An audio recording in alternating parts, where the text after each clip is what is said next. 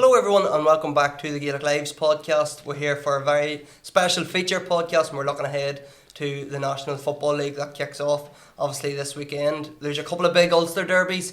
We have the All-Ireland champions, the Ulster champions and a lot else to talk about, including the new rules of course. So to joining me to talk through all this is former Tyrone star of John Lynch, of Shane King here, former Fermanagh and Down footballer, and Tony Scullion as well from Derry. So three men that know the ins and outs of the county game and know what it takes to get over the line in big derby days as well. So John, I'll come to you first. We're going to focus a lot on Tyrone and Derry tonight because that's probably the biggest game of the weekend, definitely one of them. Tell us a wee bit about the rivalry. What is it about this Tyrone and Derry rivalry? Well, I suppose it wasn't as bad in my days as it is nowadays, but there was that rivalry. The fact that the two teams in my time were basically on a level par at times. Like we were sharing. Well, I wouldn't say we're sharing trophies, but we might have beat Derry once, and then they would beat us, and that's the way it would have been. Like, and as I said, the two teams would have been pretty much similar in their ways. I suppose back in them days, like I keep harping back to this, the fact that back then, and when I'm chatting about the 80s, sort of into the 90s, possibly, that there was probably less coaching and less science involved. So it was basically just lads playing football, really, and there was much different than a Derry lad or a Tyrone lad, really, when it come to it. So really, that's my memories of it all. That you're up against, when I was playing that, the likes of Enda Gormley, boys like that you've been marking, just pure animals, really, when they played football. So for me, it was a pleasure to come and play against them. But whenever you had the likes of Scullion there come wandering up the field and his manager shouting for him to get back. It was good times, great times, I thought, because I just feel that back then it was more the fact that we played, without probably a lot of the coaching that was involved, and to be honest with you, and I'm sure Tony will agree with me here, when we were younger, we weren't even coached as footballers. Like, we didn't get coached, we didn't even get shown the skills. Like, we just picked them up ourselves, and that's the way it would have been back then. I think that's where the transition has gone. Everything has sort of gone from that to now, where there's so much science, there's so much coaching, there's so much strategies. Whereas back in our day, it was like, it's just a game of Gaelic football. Even at county level, it was like the ball was thrown in and away you go, and you go for it. There was nothing pre-planned. There wasn't much pre-planned, put it that way, back in them times. But that, to me, is what made it probably the popular game that it was back in them days. So, and that's the way it was. And Tyrone and Derry, there was serious rivals. Like, I would have had it from minor under 21 right through. So it was nice now, in fairness. Tony, a couple of good memories against Tyrone as well, maybe some not so good memories too. A couple of good ones, and plenty of not so good ones, Sean. So no, as John said there, it's a different ball game nowadays. Players are now maybe they're more like robots than playing the game off the head yourself. Because they've been told to go and play in certain positions or fill that space or whatever. Back in the day, as John said, it was more man against man. You had your own battle to win, and and the Tyrone and Derry thing, as I say, with some great games, some absolutely great games, and as I say, some really enjoyable ones, and ones that didn't work out for us. But sure, that's what makes it all. You need that rivalry to make the games worthwhile, and with Derry and Tyrone being sort of neighbours. County Marsh separating us, so it made the whole thing worthwhile, and you'd always love playing against them, And Shane, you're now living in Tyrone, so you get a sort of outside perspective of what the rivalry is. Well, growing up, my father played for Tyrone, and it was probably the likes of John that put an end to his career. I always remember my father saying these young guns are coming in and they're so fast, and John was probably one of the players from back then would excel in today's game, whereas in John's day it was man against man, where now the sum of the system seems to be more important than the target of the individual. Tony would have been out marking a top forward, and it was up to Tony to stop him. Nowadays, the whole system is in place to make Tony's job easier. So there was far more isolation, I felt, and in some ways, Gaelic football was much purer in the 80s, because you went out and your objective was to win your battle first, and then try and dominate. I think now it's the system. There were so many people back behind the ball. I think as a spectacle we have been starved from that great battle. And again, something that might be controversial, I think there was a bit more honour in defending them, whereas Tony was going out against his man, and now there was no quarter given or taken. But in them days, there was no defender facing the forward, pushing the middle of his chest, or third man checking if the forward came to run. It was very much, I'm going to go out, I'm going to take my man on, and if he gets the better of him, it's sort of fair play. And that's when substitutions tended to be made. If one person was dominating their man, back in the 80s, there was no switches. If you weren't pulling your weight, and the thing that I hate to hear is 5 minutes. Those days are gone. I think, again, Derry were probably the last team to do back-to-back in Ulster until Tyrone in the 90s. Derry had dominated towards the 70s. In the sort of early 80s, I think Armagh, Tyrone came, and then Derry came strong again. For me, there was the great Derry teams that won national leagues in the early 90s. But the best memory would be the 95-96 rivalry, when it was man against man. There was gladiator stuff. There was no quarter given or taken. If they've got one man sent off, then we'll get two men sent off. It was just, and yet at the end of both those games, there was handshaking. There was no nonsense running into the dressing rooms at half time. And again, that's when I talk about absolute pure football back in those days. And hopefully with these new rules, they'll go back. But again, skills probably might have been taught. You might have did a lot of catching and kicking at training. There was no let's set up and see how we can stop Frank McGuigan playing. Not if there was a way back then. But I think that's the way the game has evolved. Looking at this game particularly, and we're looking at these two teams, we'll have to talk about their new managers as well, obviously. Paddy Talley taking over at Derry, but Malachy O'Rourke coming in to Tyrone, and a lot of, is expectation the right word, John? Maybe not expectation, but a lot of hope and a lot of confidence that he's going to get the best out of this team, and if he does that, Tyrone are certainly All-Ireland contenders. Okay, well, Malachy's record, speaks for itself, really. His achievements in management with Monaghan, Fermanagh at club level, especially in the Glen, and it's the fact that he was part of a Derry setup that'll make this game. The fact that Paddy's a Tyrone man with Derry, and Malachy, obviously Fermanagh, Tyrone, and had a Derry club there, so it's going to be spicy when it comes. I would say to come this league match. There'll be plenty of crack going on. So, but there's no doubt about it. The expectation in Tyrone is fairly high at the minute. The fact that Malachy has come in, as I say, his record stands for itself there. But he's got a team there at the minute that I would be quietly confident that he could do something with. Again, obviously the new rules are going to come in, so it's going to be interesting to see how it all. I think we're in the dark really when it comes to the rules. That what's going to happen with what our team's going to set up. There's a lot of talk about systems, new systems. I don't think there'll be a lot of change really. As I said about the coaches nowadays, they adapt and they'll change and they'll set things up. But I can't see nothing. I can't see nothing coming out of the blue. Like there's going to be shocking people. Like so, with Malachy, it seems like his teams all seem to have they're all very well drilled. They're all they're all in control of what they're doing. Like when you see that Monaghan team, a Monaghan team that is very unlucky not to win, possibly could have won an All-Ireland that team. And if I was, no disrespect, if I was to look at that Monaghan team to compare to what he's got now in Tyrone, I would like to think that he's got a better team, collectively as players. So. As I say, we're I'm not saying we're confident, but we're the fact that he's there is making things exciting for us, definitely. And Shane, you'd played with Malachy during the days with my debut year, I think Malachy was the free taker, and he ended up, I think he got hurt, and that's how I started taking the frees for Fermanagh. People probably forget how talented of a footballer Malachy was. Malachy was a two-footed player. Back when the game was still relatively catch and kick, he was a very good free taker. I think he might have scored 8 points against Hughes in 1990, maybe up in Celtic Park. I think Tony made a remark on that. Were you right? No, I know, but he was a good free taker. That was the day Damien Cassidy sort of burst onto the scene. No.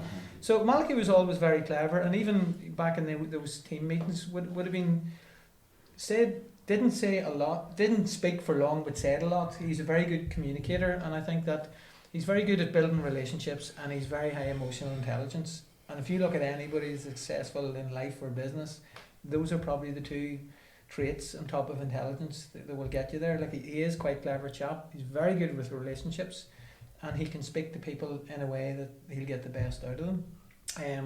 For both of the new managers, it's both teams. I think Tyrone and Derry talent has never been a problem. Growing up in Fermanagh, when we had a panel of 24, and at some stages you've probably 13, 14 good players, and you're hoping nobody gets injured. Back in when I sort of came on the scene, I think the talent within Tyrone and Derry, even when Derry were in the lower divisions, they were always competitive at schools level. They're always competitive at minor level, and it just probably took the right organisation and person to bring them forward. Again, Tyrone are exactly the same. Every year at the start of the county minors under 20s, Tyrone and Derry would be the two teams will be marked as favourites. And you look at some of those Derry recent teams come out of the under 20s and under schools, like young Forbes, who I seen in a Macquarie Cup final a couple of years ago. That pure athleticism, and if they're developing players, the downside of that is when a new manager comes in, will he stick with the tried and tested? Will he experiment? In 3 or 4 weeks' time, the first round of the league is irrelevant, but Gaelic football's played in the present tense, and both managers want to get off to a positive start to win the crowd, to win the dressing room, so it will be interesting. Winning the crowd, Tony, is that Paddy Tally's first mission, I suppose, coming in as Derry manager? I would say that would be very, very important for Paddy, especially the way where Derry's sitting at the moment.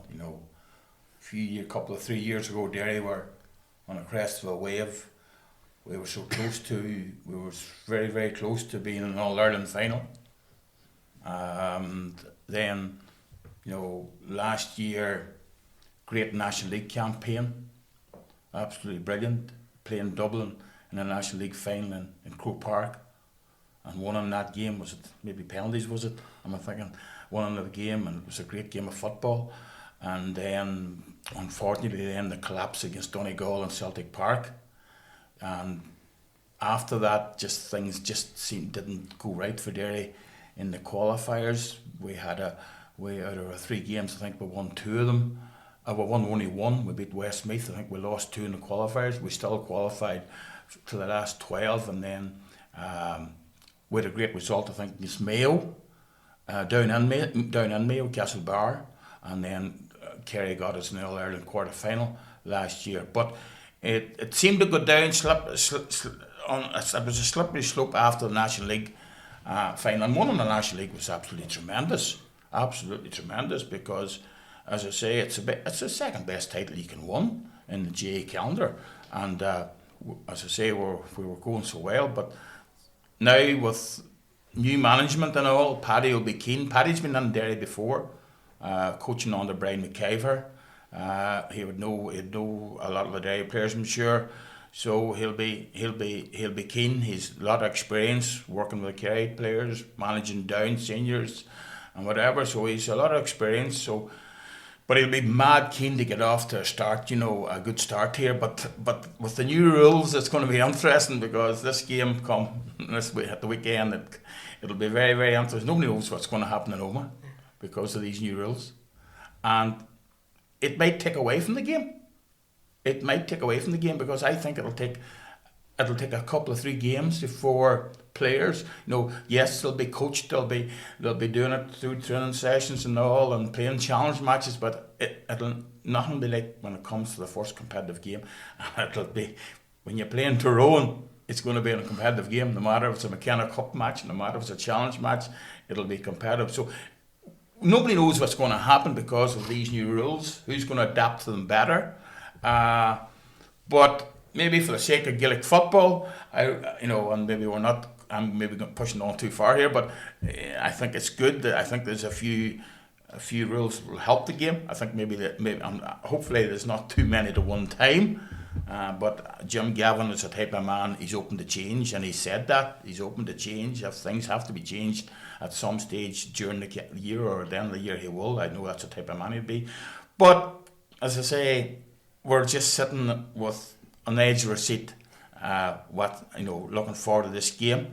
It's not going to be the end of the world, whatever team loses it, but it'll be a great lift to Paddy or Malachy if they won it, because as John says, Malachy's coming in A lot of success at club and county level behind him. Tyrone people are on the edge of the seat. They feel, this is the man, they want it, and they maintain that, Tyrone people feel now this is it. Tyrone will go on now and, and be in All-Ireland champion category again. So Malachy will want to get off to a good start. Paddy will want to get off to a good start. No, unless it finishes a draw, somebody's going to be disappointed. But I still think it's not going to be the end of the world. But both managers will want to get 2 points on the board as soon as possible. And Tony, we're talking to John about there's nearly expectation for Tyrone to be All-Ireland contenders this year. This time last year, Derry were arguably maybe one of the favourites, certainly once the league started. What's the feeling in Derry this year in terms of the All-Ireland series? Well, as you say, a little over a year ago, Derry was sitting in All-Ireland semi-final against Kerry, and a game we felt we could have won that game. It was a great game and we could beat. This was 5 or 10 months ago we felt we could have had it. So, the expectations in Derry, I would imagine with the public will be feeling that, like Tyrone, we still feel we're not far away. It'll be similar panel. Maybe Chrissy has retired. Other than that, everybody else should be on board.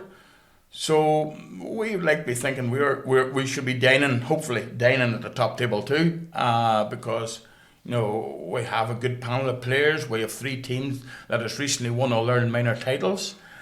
Shane mentioned a few players earlier on there. So we have good young players, but that doesn't guarantee you instant success. Just because you're a good young player and these 2 men will know, it does not guarantee you that you're going to be a good senior inter-county player, because you need more in skill when it goes to senior county level.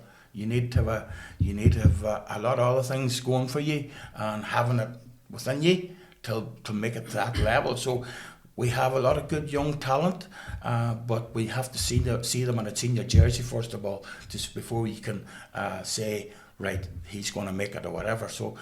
No, we're excited too. We're excited, and we do think, it'll not be it's not the be all and end all this first game, but it'll be both counties will be looking forward to 2025, I'd imagine.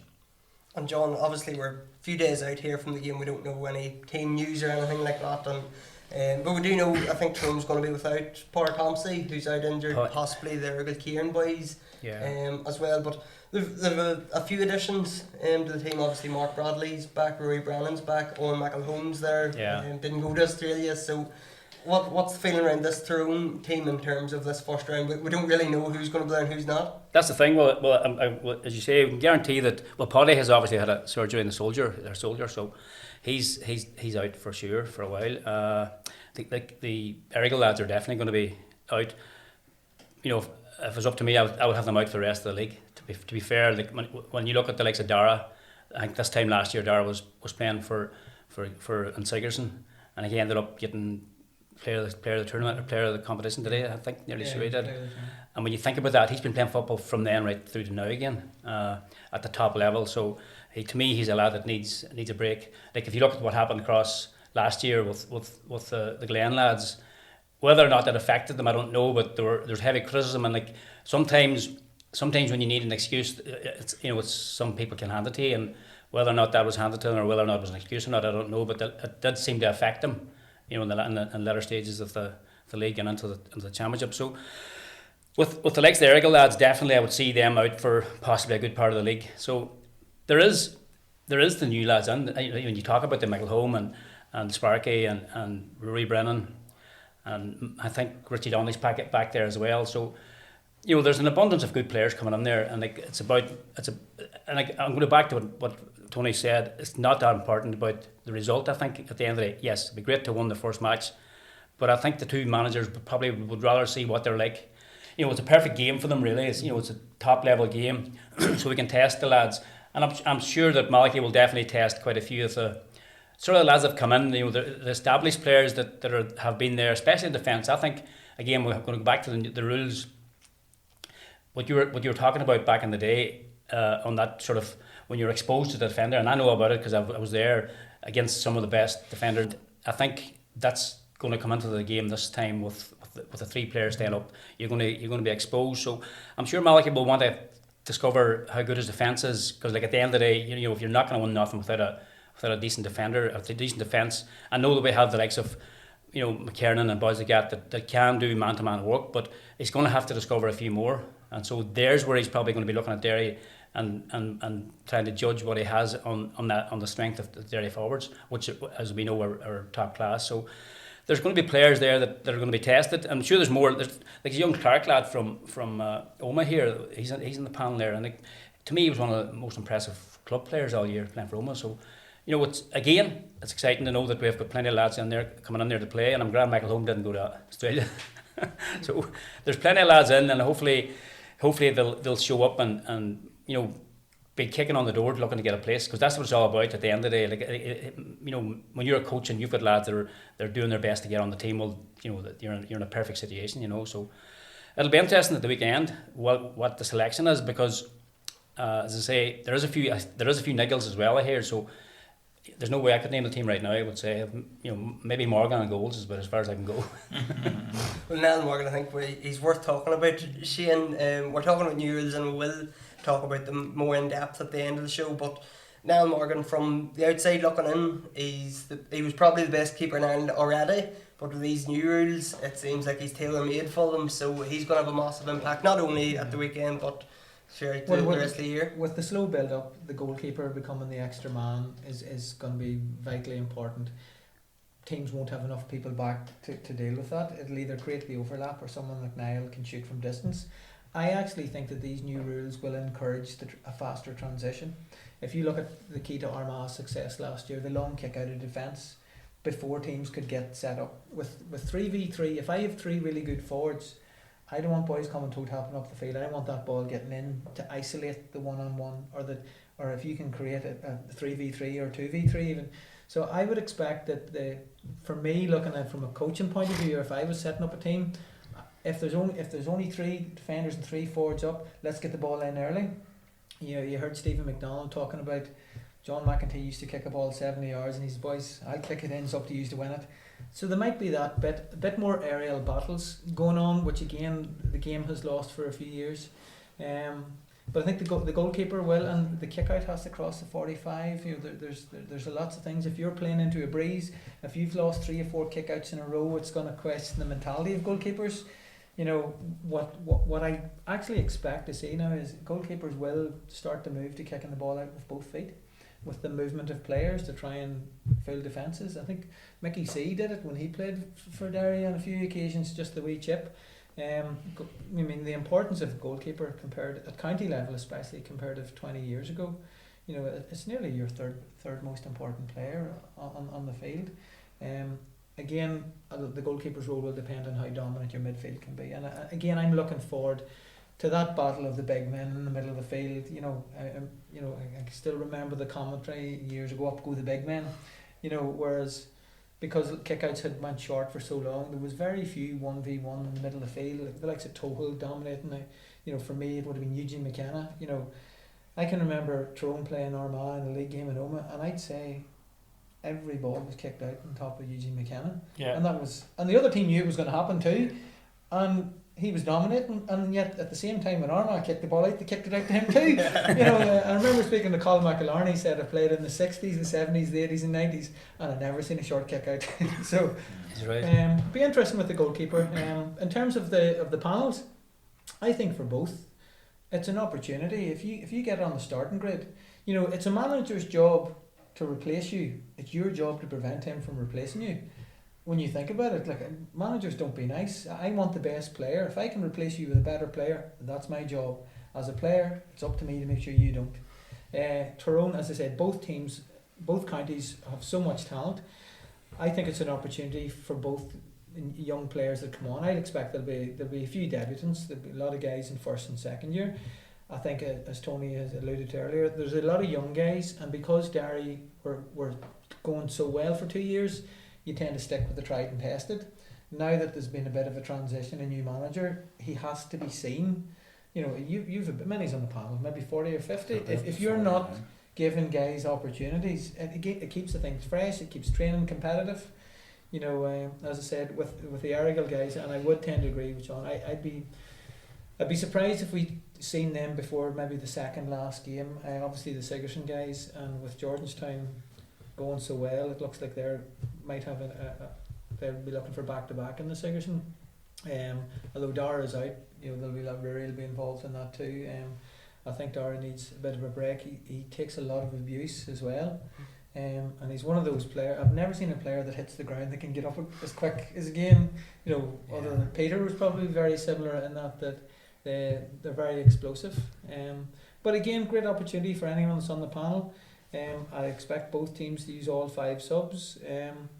The interesting thing will be, what we'll probably talk about later, is how as referee can probably determine what way these new rules are exploited or taken advantage of. Either way. Tony, do you think Canavan's will play, or you're not as convinced? I'm not as convinced because, again, we'll go back to the managers. 2 new men in charge.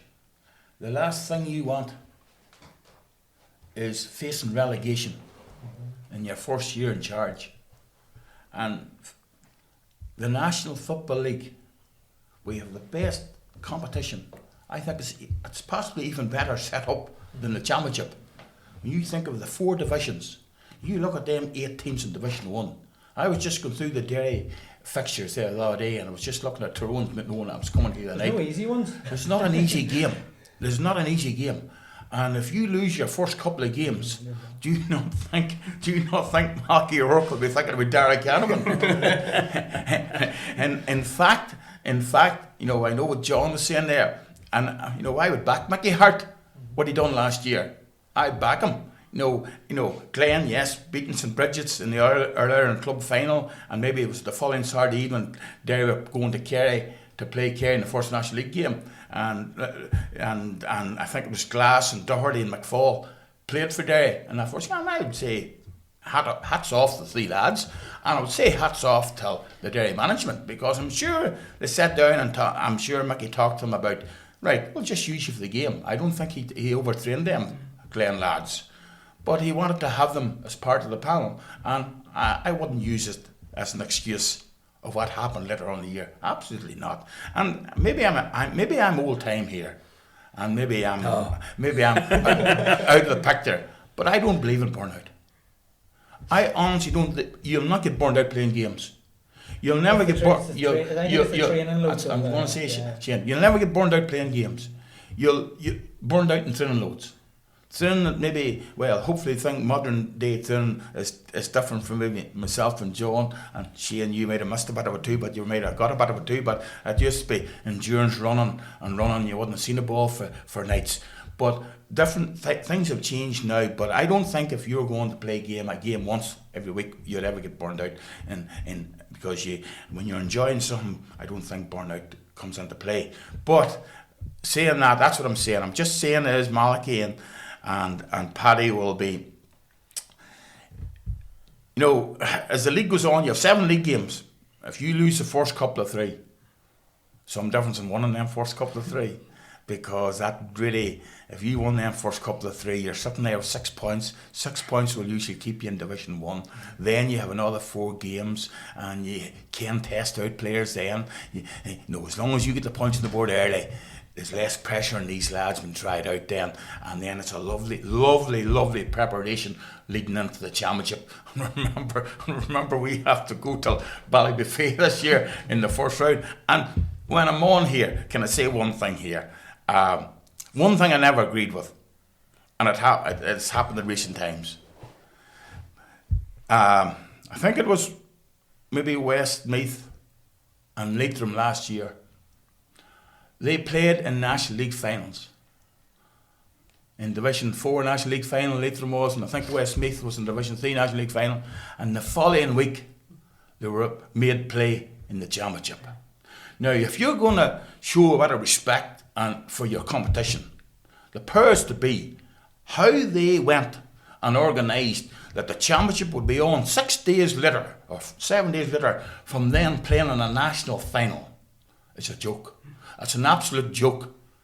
And if we can't create ourselves another week, there should be 2 weeks at the very least from the National League finals till the start of the championship. Yeah. So whatever team gets, Derry or Tyrone or Fermanagh or whoever it is, should be doing everything they can to get to a National League final, because it's the second best competition to win. But I think, if I can remember right, last year, maybe the year before, teams, we got 6 points, 8 points, we need to prepare here for the championship because the National League final is just 6 days away from our championship match. We can't go for it. That's a joke. That's an absolute joke.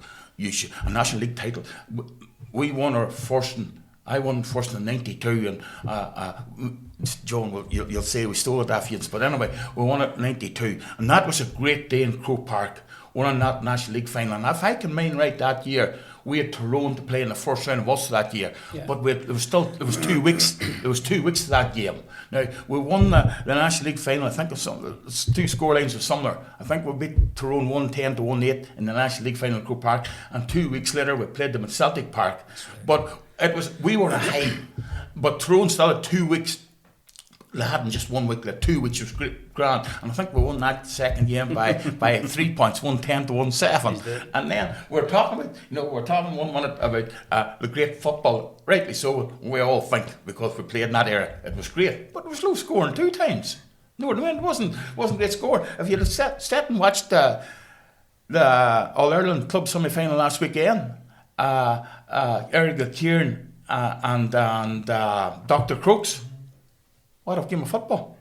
Wasn't it absolutely superb? Mm-hmm. What a game of football. Now, yes, something had to be done, because this crack, I think last night maybe, our McColledge's match up in Owen Beg, St. Pat's Mahara against St. Mary's Marfalt. Now, I didn't get attending it, but reports, and I'm not saying anything, it wasn't great to watch part of it, I think.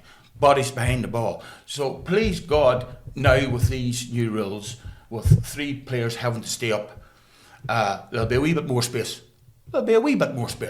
But let me tell you, don't think that the team that's playing defensive, that'll leave 3v3 in their half of the field. You can be sure there'll be at least +1, or maybe a +2. You know what I mean? But there'll still be more space. Yeah. John, there's so many question marks over this game, and we've discussed them all, the rules, Callaghan's new management. I'm going to ask you the unfair question now to predict the outcome, which, as Tony says, a win's a win is great, a loss could be. Just go back in '92. Set the old scores. and that dreadful ball that Plunkett went for. But I'll always remember the day after the match, the 2 coaches were actually facing each other, and Scott was obviously sitting, and you remember this? No, I don't remember this. But he was sitting, and the trophy was sitting beside him, and I jumped into our bus, and I sat in the front of our bus, and he goes, you went to me. That was about there, so it's a day I remember for that. But prediction wise, again, as I say, I don't know if yes, look, we need to win. We want to win, but it's not the end of the world not to win. But I'm not so sure how. I'm not so sure how Malik will take this. Obviously, he'll want to go for a 1, but he'll not be too disappointed if he loses a game. But the fact that it's in Oma, and the fact that Paddy Talley has deserted us again, I think there'll be plenty. It'll be spicy, to be fair, and then with Malky involved and stuff, that the momentum will be there with Tyrone, I think, on it. So, but at the end of the day, as I keep saying, Tony alluded to the fact that Derry have, as a famous man once said, they haven't gone away. They haven't gone away. Derry have not gone away. They've had a sort of an upheaval of stuff going on over the past year, but the team is still there. It just took the likes of maybe Tally to go on and settle them down and regroup and get them back to, and his strength is team organisation anyway. So Paddy will have them in pristine position going into that match. So he's I would say Paddy will have them in a situation where he feels that they must win this match, whereas I think Malachy will be happy enough to win it, but he'll not be too concerned. So that might look. I'm only guessing this, but possibly it could be a draw. It could be a draw, but if not, I would say Tyrone possibly to win it. Tony, how do you see it going? it's nearly impossible to call this game. Not because it's Derry and Tyrone. Yes, that's one reason. But the other reason is the new rules. Nobody knows who's going to adapt to them better. Nobody knows, and not alone the two teams. And how will the referee adapt to them? And it's sideline officials and everybody, because there's so bloody many of them. And I have no problem with that, but I just maybe we went for too many at one. I don't know, maybe too many at one time, because there's so many wee things and bits and pieces. So, and the poor referee's going to be going out there, and he's a human being like ourselves as ex-players, and we all made mistakes every day you go out. And I'm sure the poor referee, he'll have, it'll be tough on him. It'll be different for the players. Who wants to win it? Both teams will want to win it. There's no doubt about it. Both managements want to win it. Malachi, Paddy, lovely men, but they're winners. They're absolute winners. Don't have any doubt. And that change rooms, walls, between them four walls, both of them men will be going for the one. Paddy didn't desert you, John. You just didn't ask him. Yeah, as I say, it'll be an interesting. Of course, as a Derry man, I want Derry to win. Of course, calling the game is nearly impossible. I see the bookies have it an even money game across the board. But I'll go back to the game. Whichever county does win it, they'll go home happy that evening. Not alone of beating their neighbours, but also 2 points in that National League board. Every county will be wanting to get that target of 6 points. To then take the pressure off. If they go on, I'll say it again here, go on, get the National League final, which should be a great occasion if there's not a championship match the following week for that county.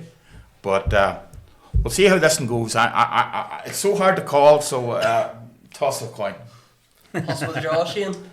Keep everybody happy? Well, I actually don't think. I think with, again, as Tony said, everyone wants to get 6 points.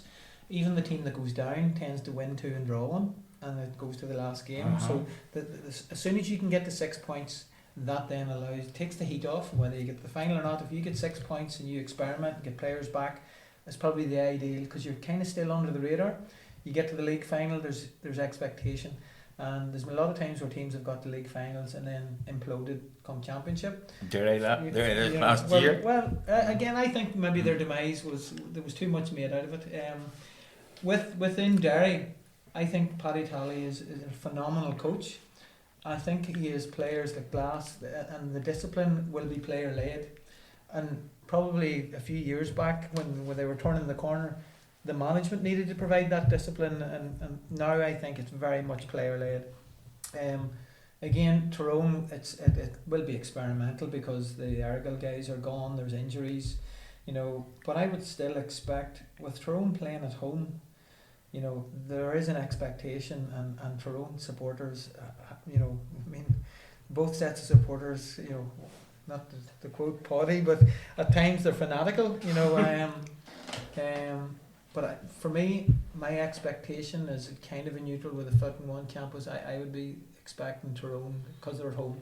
Division 1 is so competitive, you really, really target your home games. This is a double pointer. Again, as I said at the start, in 3 weeks' time, this game will become relatively irrelevant, because it'll be concentrating the next game.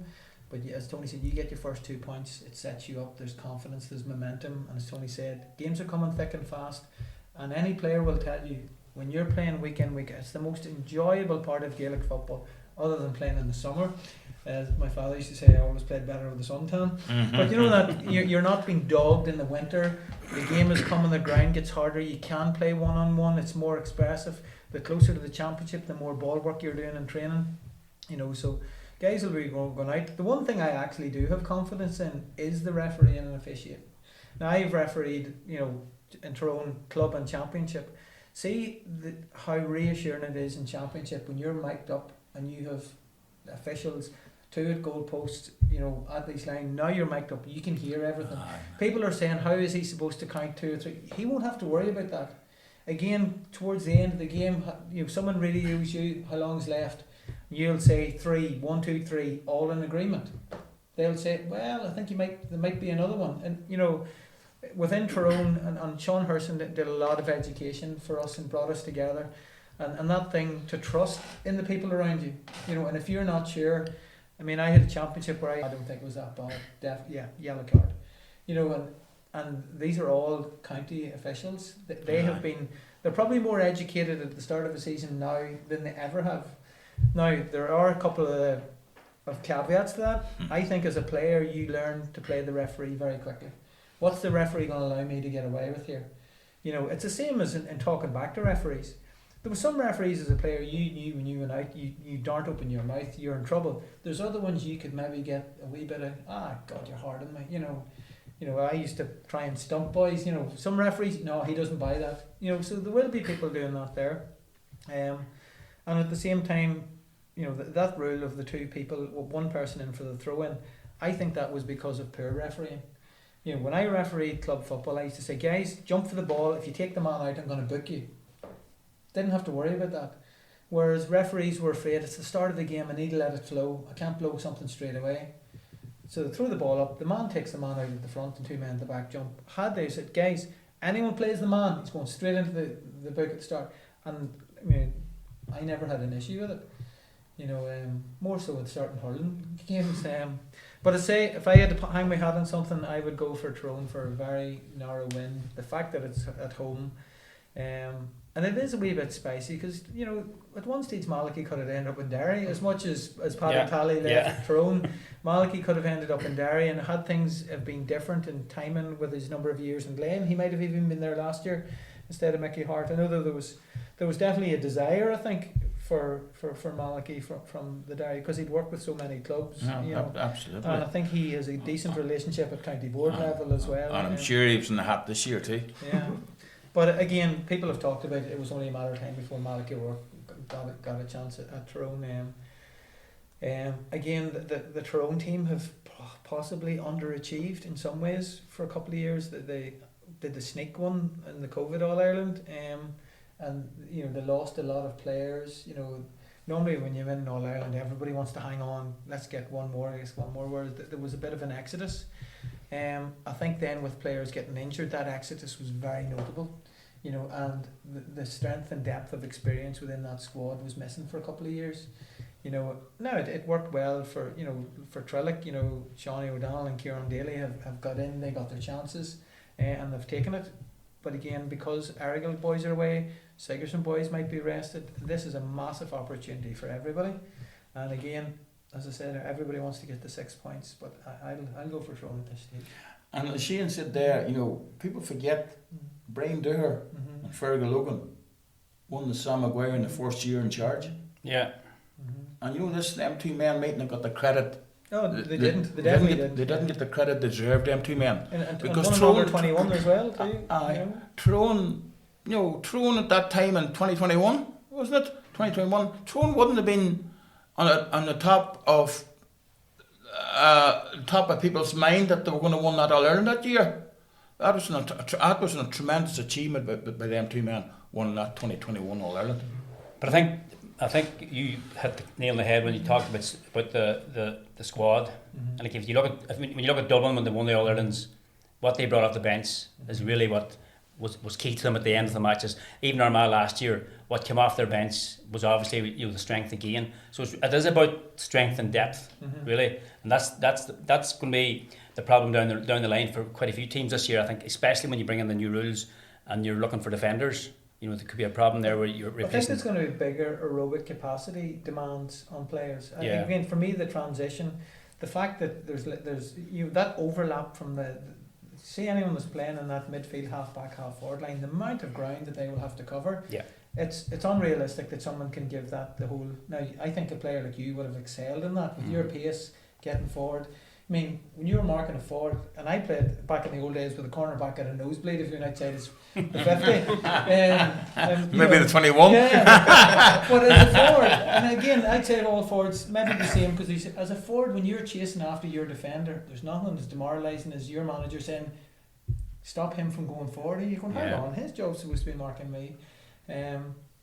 But it'll be an interesting. And Tony, I think, as Tony said, it's probably going to take 3 games. It will. Before we'll have and coaches will have to go back to the drawing board too. Absolutely. In terms of what way it'll work. Everybody, aye, and maybe the review committee could go back to the drawing board too. Yeah. And then, we're pushing on, but we also have to remember we have the best football championship of all the 4 provinces, and then we'll be doing, as I say, this what a championship we have. But at least you're not being penalised for being in Ulster now. Whereas both Tyrone and Derry, in the old days, would have met each other. One of them was eliminated. The other one might have been the second best county in Ireland. Yeah.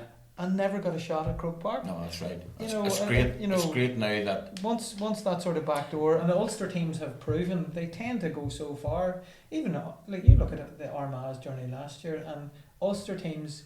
The more Ulster teams can play in Croke Park, the stronger Ulster football is going to be. Yeah. What Armagh done last year was better and better every game. Incredible.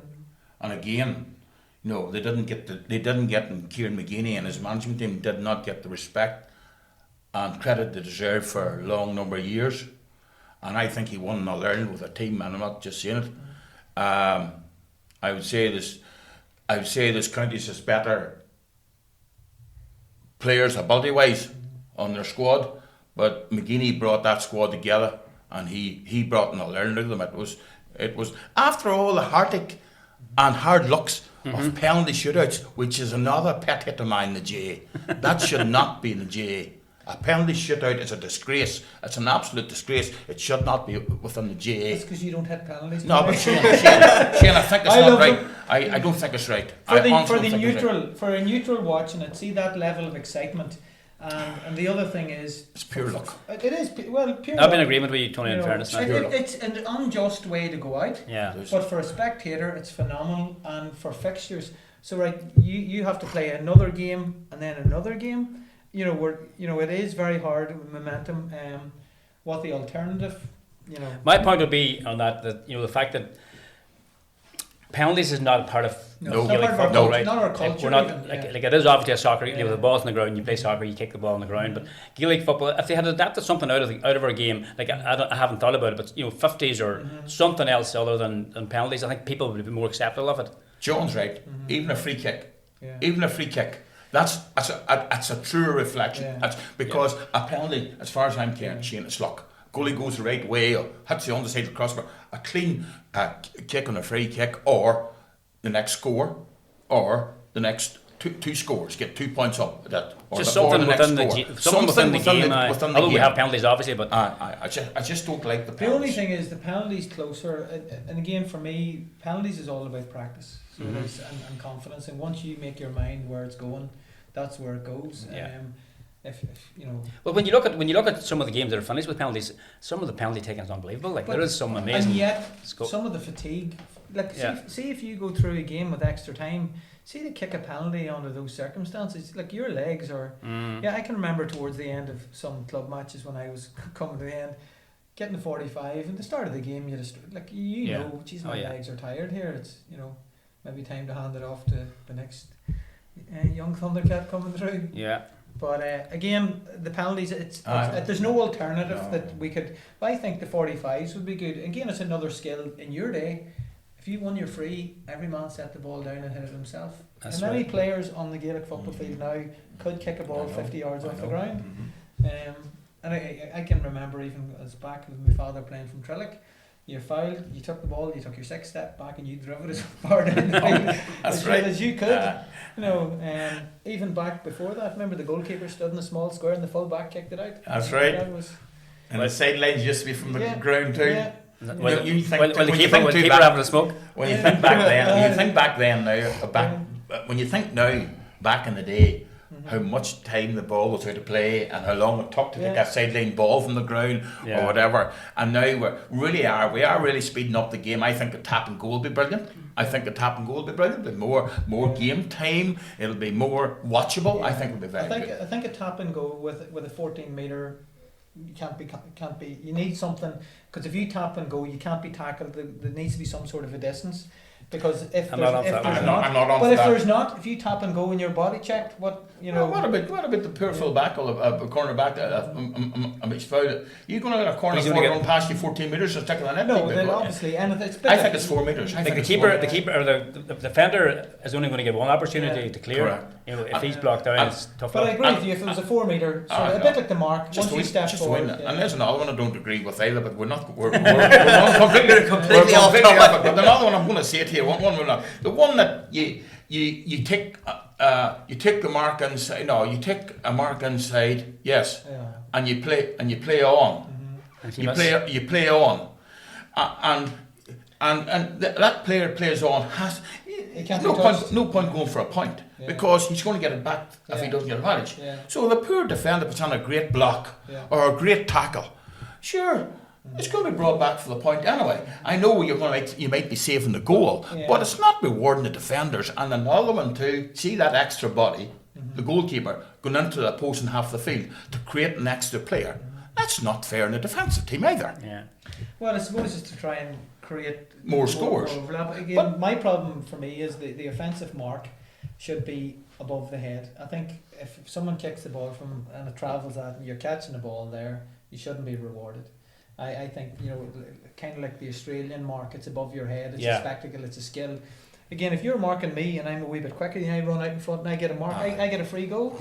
I mean, that's not fair on the defender. But again, we go back to, again, in the 80s, Trillick won a championship 6-4 and it was an amazing game. The ball was probably in play for 20 minutes and this was a game of the ages, and it's only recently you sit down and you try to watch it on YouTube and it's a cross between WWE and Yeah. rugby union or something. The mark now has to be is it inside the. Inside the 21, Yeah. I think, from outside Well, at least 25. that's a help.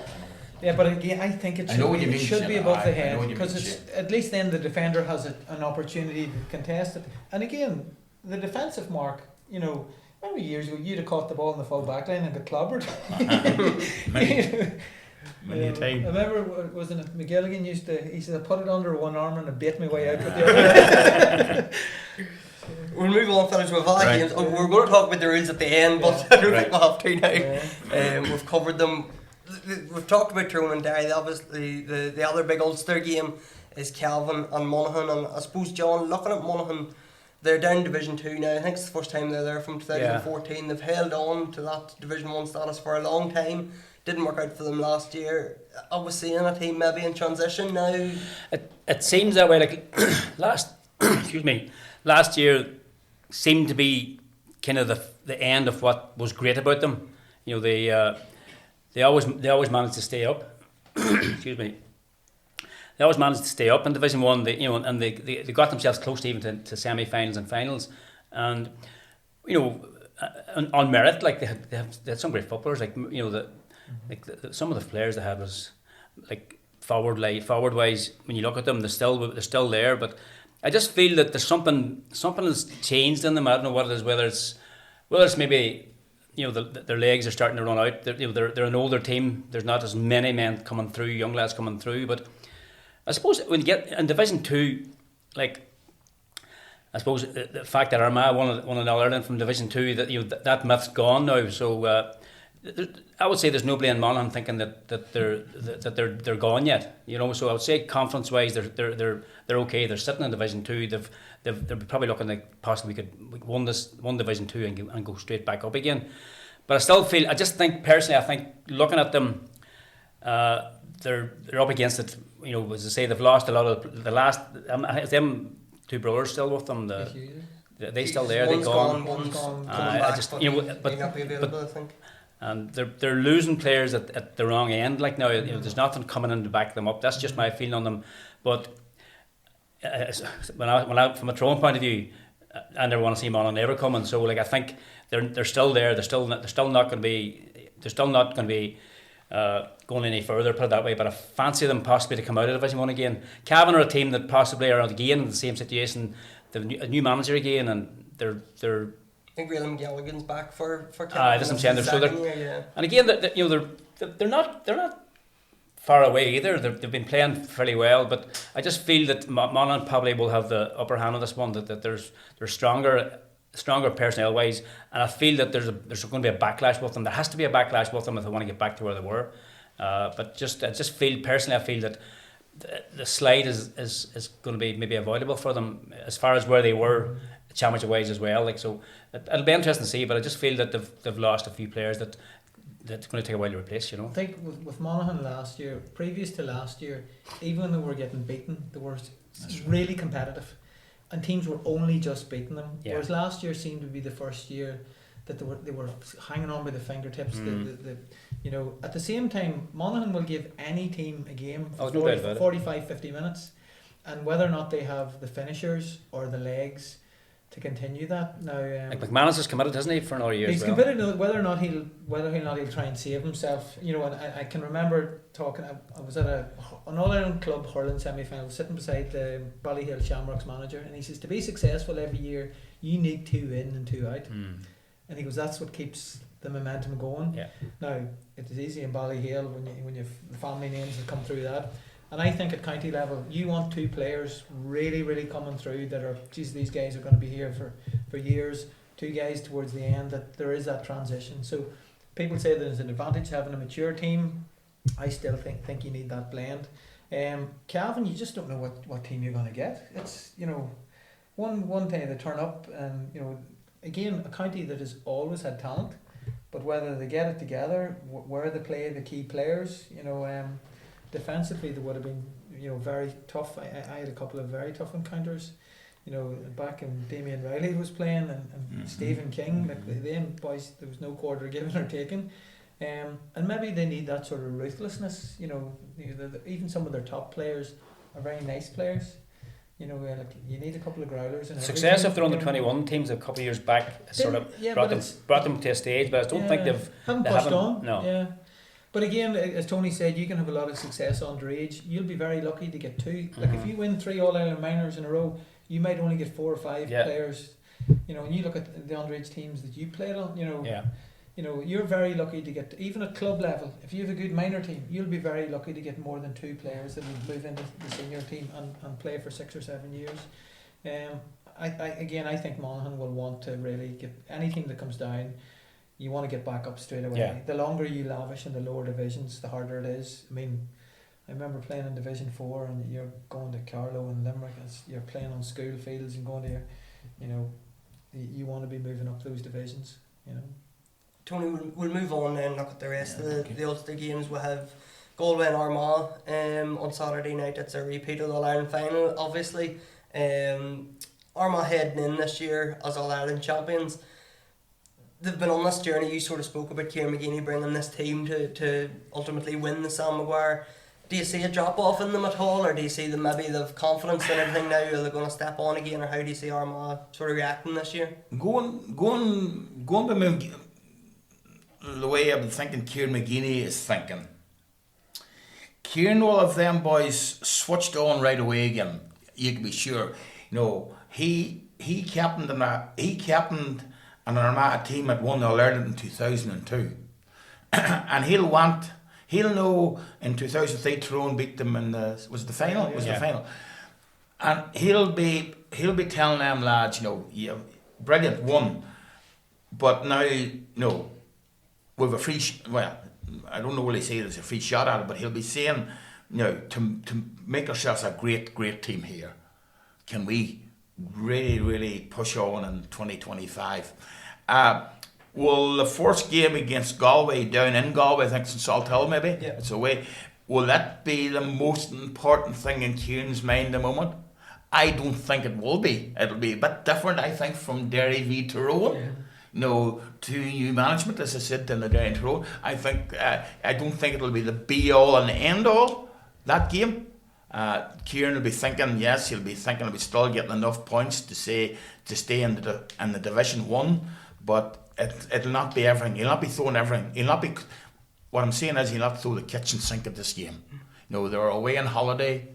I'm sure he'll give them a bit of an extended break, but he'll have them back and working really hard now at the minute. But I think he'll be in it for the long season this season, hoping for a long season more so than putting everything into this game against Galway. how do you see it? I think Galway needs to win this game more than Armagh. That's the way I'll put it. Yeah. But again, with the new rules, you just don't know what's going to happen. I think McGinney will be more. I think he'll be looking for a performance, Yes, rather than a result. And again, for me, having playing with Kieran on the Railway Cup, he's the sort of manager. I think even though he probably doesn't have the most talented players, he'll get the best talent out of each of them. He'll make each player play to the best of their ability. He'll not ask them to do things that they can't. You look at the way his use of his subs, again, the way the game is going, is it more important to start with your best 15 or finish with your best 15? I think with the Dublin subs and even the way Armagh used what do you call him, coming on as a sub, it was more important. The impact sub player that brings life with 20 minutes to go. Again, I think Galway are probably under more pressure to get off to a start. They've had lots of heartaches. And again, they would see that they underperformed in the All-Ireland final. Armagh probably exceeded expectations. There's no way they thought this time last year they'd be winning Sam Maguire or anybody outside that camp. And yet Galway would have thought, right, we've got there a couple of times. So I think Galway will look at that. Again, it's a home fixture for them. You got to win your home. I'd say if Kieran McGinney stays up, because he's only been up this year and he has all his players fit and ready for championship, he would be quite happy. Because we'll go back to it again. What he done in 2024 was phenomenal with the group of players, and he really took every ounce out of them lads. So that's why I think.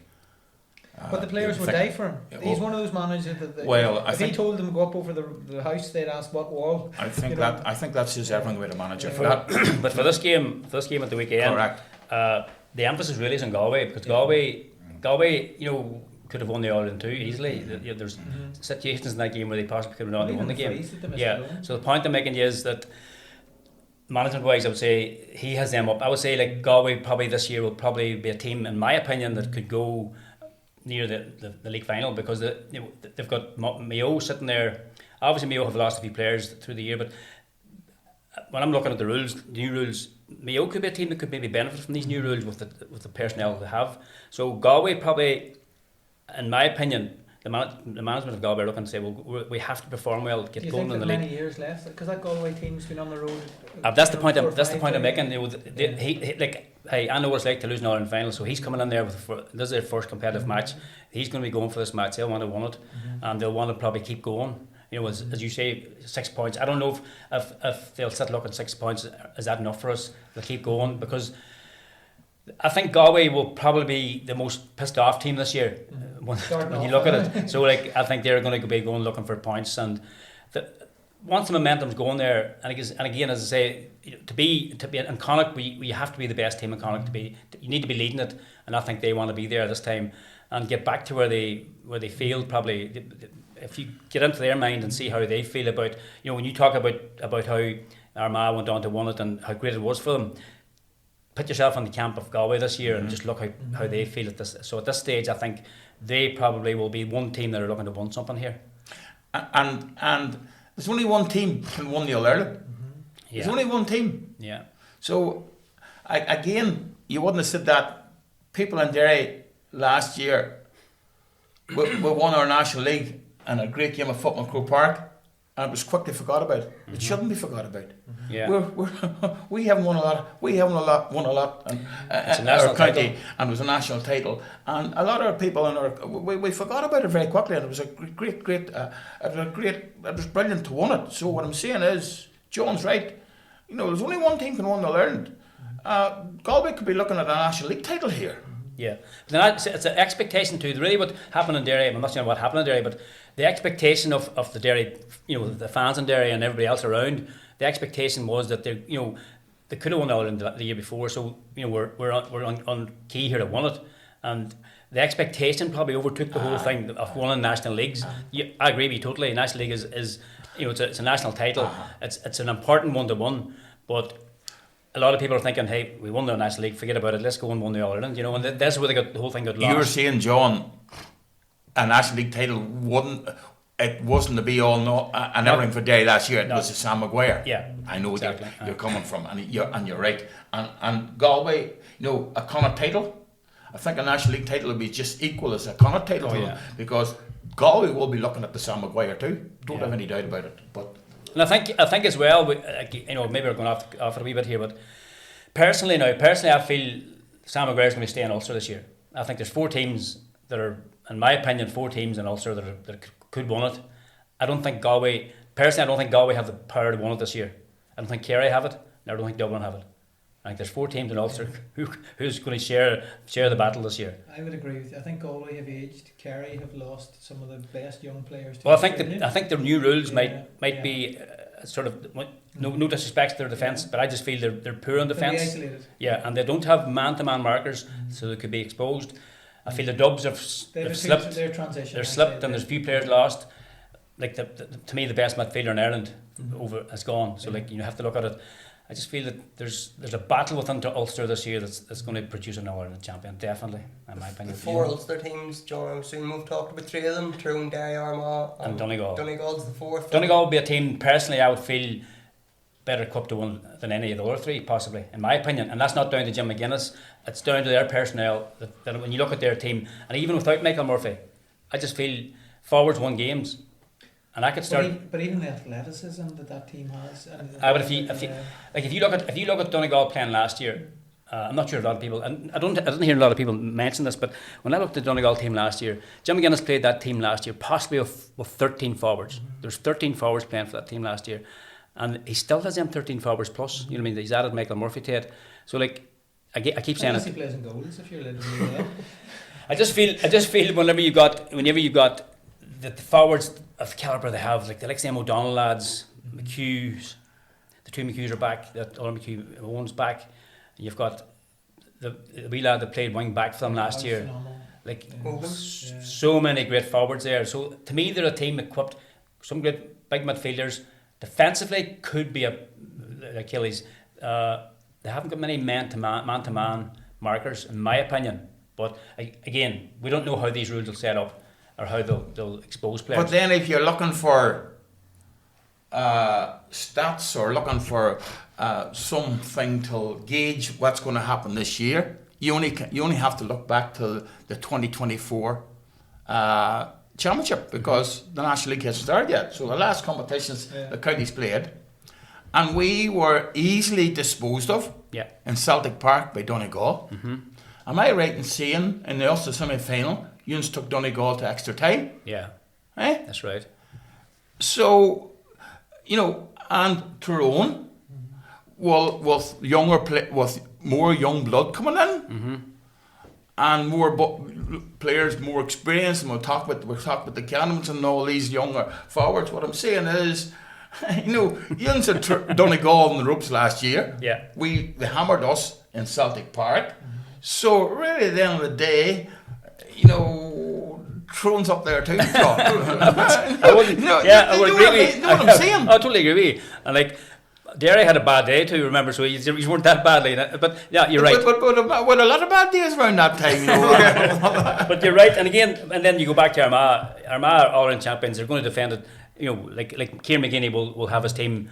That you say you said it, like good teams won 2 All-Irelands, that's what he's thinking, and that's what he's going for. But I just feel that's what I've started that one about the 4 teams. I just feel there's 4 teams. I think you could throw a blanket over the 4 of them at this stage, and it'll be further into the National League where we'll have a better. Yeah, it'll be interesting to watch the teams, because we talked about the coaches that we have in place now: Malachy, McGuinness, Paddy Talley and McGinney. Unbelievable. McGinney with Star and them boys, they're all top of their game. So strategy wise and how they adapt to the rules will be very, very interesting to see how they bring it along. So I'm watching Donegal with an eagle eye here to see exactly what goes on. But as I said earlier, I don't see.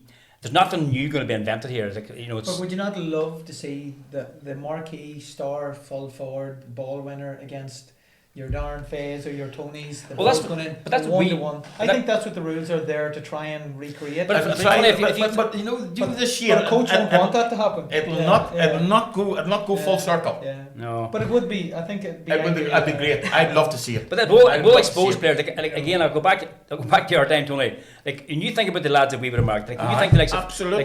We marked Mark McHugh, we marked Mickey Linden, Greg Blaney, absolutely the best. We his cousin, Greg's cousin, McCartan. And like to be 1-on-1 with them lads, and like I was lucky about a bit of pace. Whenever you had pace, or whenever you were marking lads, like I was able to stand beside him or even behind him to mark them. Like these new, like when you think about how football, but like defence. When I was coaching about. And like lads maybe come from their clubs, young lads I'm talking about come from their clubs, and they're doing this thing of where the ball's here and they're looking at their player, and like, I just could never understand that. That's not going to happen. You can't be doing that no more. You know, so like, how good are the defenders going to be? Like you're going to have to like, you go through any team like you like to look at the Derry and like yourself and McKeever on the other side. Like they were man-to-man markers. You've done it. Sean Marty's probably exceptional. But that's the point I'm making is they were the players that we had back in the day. Like, well, young McCluskey would be up there for I would say. Like I know that in Tyrone the likes of like. I'm really glad for these likes of McKiernan and them boys. McKiernan's a man-to-man marker, and he developed a whole different side to his game. But I think put him back into where he was good at. Paddy Hampsey was the same man. When them lads were younger. Well, McNamee has been a big loss in Tyrone. You know, like, I thought as a full back, they've tried other people. Like even the tackle that he did on Clifford, on the first score that Clifford got, he did everything he possibly could right. He got his body in the right position. He moved back. And Clifford still scored, and I was thinking that's one of the best bit of defenders I've ever seen to get not rewarded. Yeah.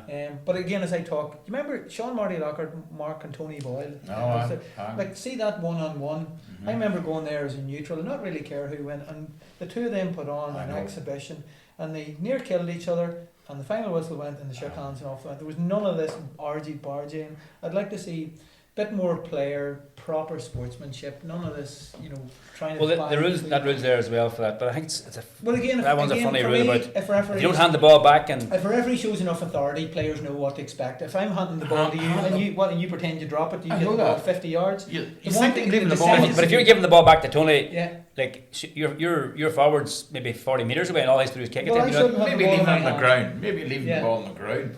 When you're on the back, there won't be a way around. If my back's to him and the whistle goes and I set the ball down, I haven't did anything wrong. And if I was refereeing, you need a bit of discretion in that one, really. You have to have common sense. And again, there's sometimes, you know, common sense is not that common, but like a referee must know that. And there's some fouls that a bit like some of these black cards. If it's clearly accidental, you can't be giving a man a black card saying, "Oh, it's in the rules. You fell on top of him and pulled him down." If I could clearly, but you could open a can of worms there. Like, you know, if a referee does it once, well, again, as much as we want consistency, if a referee is communicating and he's being fair, I don't think anybody wants anything other than that. And again, I know we're talking about the anti-county here now, but go down at the club. Figure the poor referee that comes to the referee a club league match, and he's himself.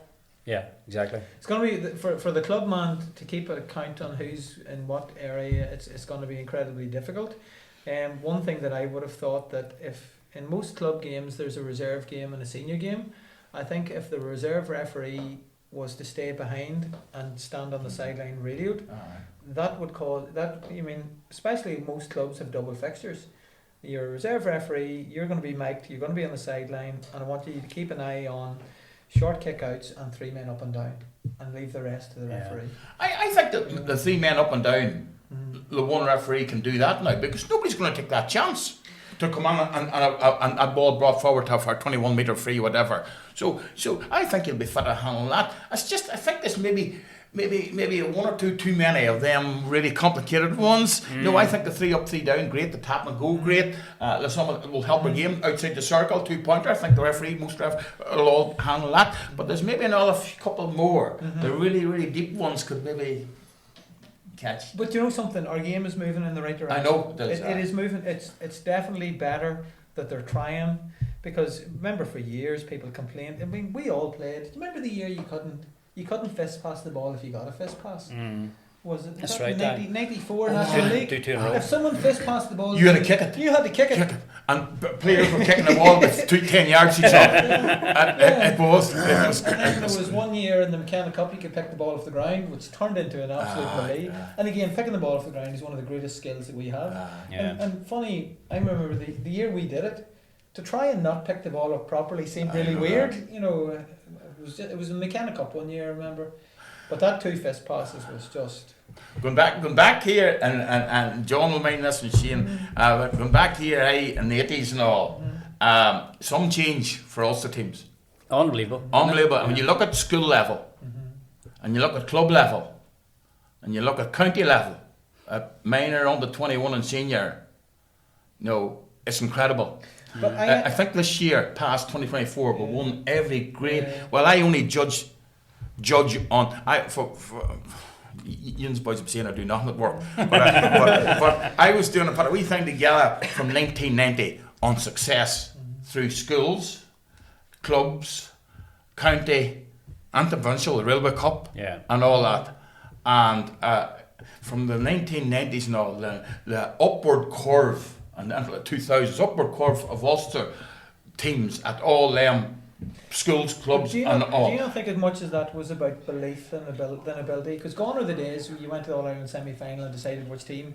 I think Ulster teams went there. Sure, we've won. Your Ulster title was the be-all and end-all. Sure, we'll go down and have a go at Kerry or Dublin, and they were that. I think Ulster teams probably maybe they embraced coaching more at an earlier stage than other teams. Like even up to when you look at the Errigal match last weekend.